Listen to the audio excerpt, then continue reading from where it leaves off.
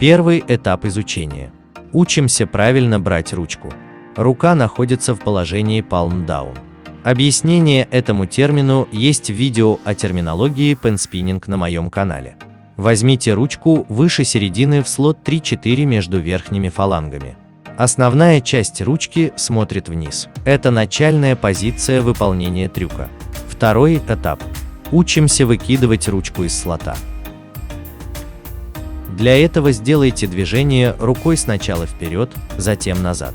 Сильно двигать рукой не нужно. Амплитуда движения должна быть совсем маленькой. Когда ручка начинает идти по инерции назад, разверните руку ближе к положению palm side.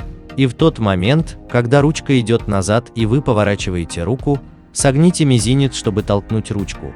При этом безымянный палец немного приподнят, а указательный и средний согнуты. Как только ручка начинает закручиваться вокруг безымянного пальца, поверните руку влево, чтобы она оказалась в положении palm down.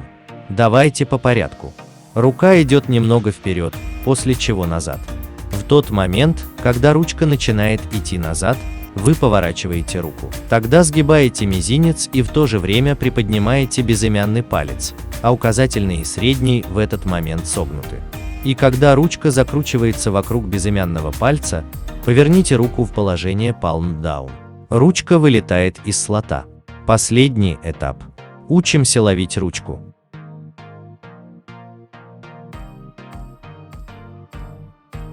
Как только ручка сделала практически полный оборот вокруг безымянного пальца, а он в свою очередь еще приподнят, поднимите мизинец. Тем самым вы поймаете ручку в слот.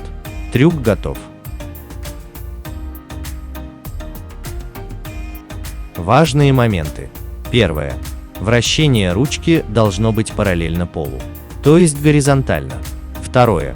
Ручка должна делать оборот на тыльной стороне безымянного пальца на верхних фалангах. Вся сложность трюка заключается в том, чтобы понять, с какой силой толкать ручку.